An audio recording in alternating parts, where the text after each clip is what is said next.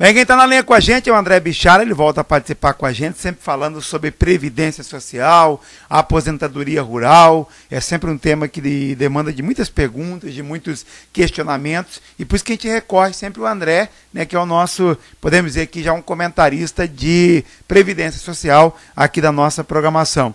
André, primeiramente, bom dia.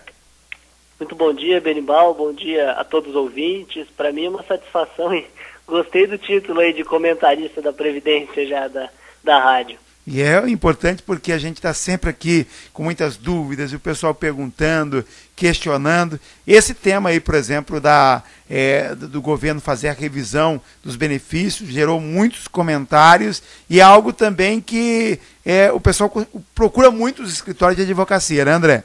Com certeza, principalmente agora que já começaram a chamar para essas revisões, né, Benimbal? Agora, um detalhe importante para a gente falar sobre a aposentadoria rural, até porque na região, o que fomenta a economia e a agricultura, né, e os agricultores têm sempre muitas dúvidas, e é algo, né, que a gente está sempre aqui recorrendo para manter o homem do campo bem informado. Como é que está essa questão da aposentadoria por idade do trabalhador rural? Olha, Benimbal, em primeiro lugar, esclarecer que essas reformas da Previdência, elas irão vir, mas elas ainda não vieram. Então, assim, está surgindo muita dúvida, o pessoal me procura, fala, doutor, como é que tá aí, eu vou ser afetado, eu não vou ser afetado, ou já mudou as regras, eu não vou poder me aposentar mais com 60 anos, com 55, não.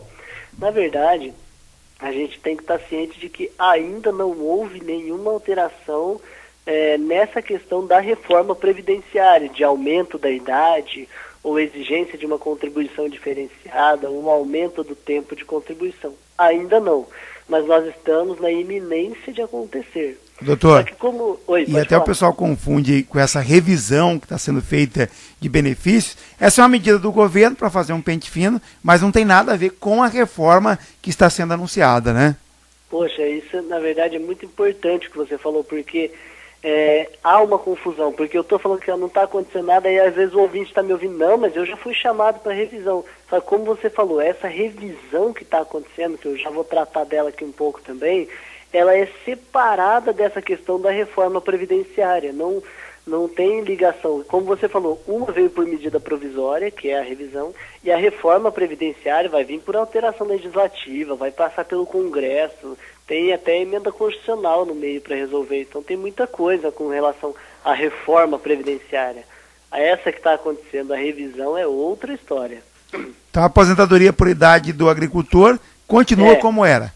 Isso, exatamente. Então, assim, só para relembrar, a aposentadoria por idade hoje do trabalhador rural, ela continua aos 60 anos para o homem e aos 55 anos para a mulher. Lembrando que a gente está tratando de pequenos produtores rurais, mas não significa dizer que aqueles trabalhadores rurais boia fria, por exemplo, que é aquele que sai de manhã de casa e volta à tarde, trabalha por dia para diversos proprietários, não está abrangido pela Previdência, porque ele também é atendido, porque ele também é um trabalhador rural, certo? Então, assim, tanto o pequeno produtor rural, que é aquele que tem seus 5, 10, 15, 20, 30 alqueires de terra, e trabalha ali com a família para subsistência, que não tem empregado, quanto o trabalhador boia fria. Eles estão atendidos pela Previdência Social, independentemente do recolhimento de contribuição. E se aposentam o homem aos 60 anos e a mulher aos 55.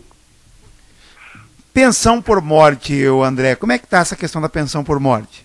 Nossa, a pensão por morte é uma coisa que gera muita dúvida, porque...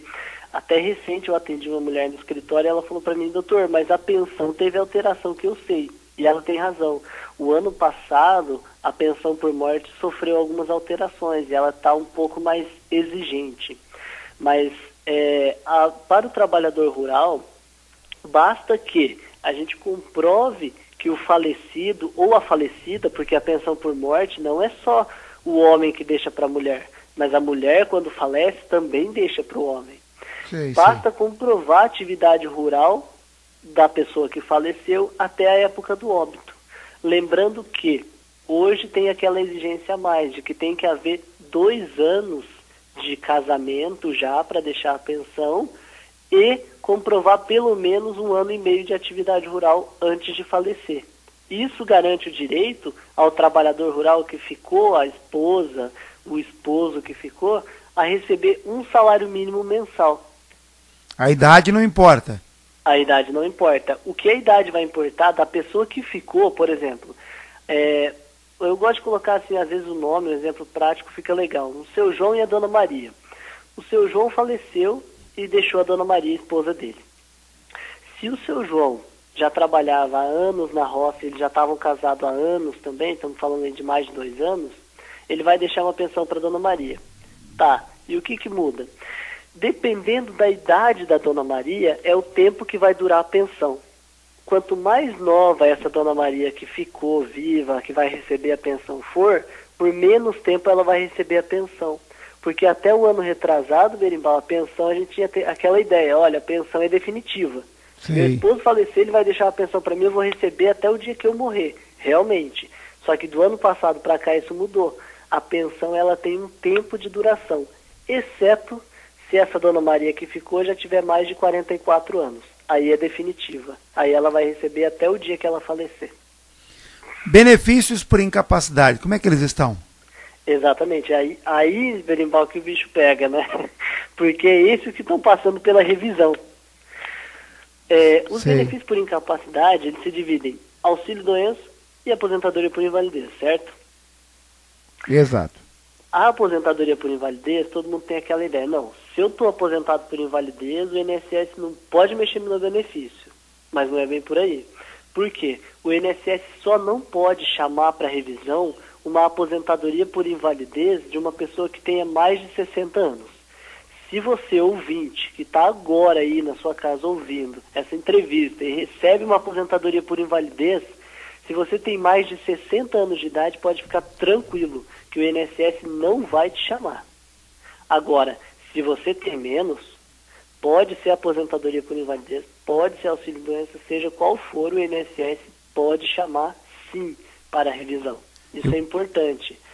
E o pessoal tinha uma cultura que quando ele conseguia a aposentadoria por invalidez, como o doutor já citou aqui, que ele estava tranquilo, que ele não precisava mais se preocupar. Apesar que quem consegue a aposentadoria por invalidez é porque realmente está numa condição ali que dificilmente vai conseguir, né, reabilitar. Mas não significa que ele não será chamado, né?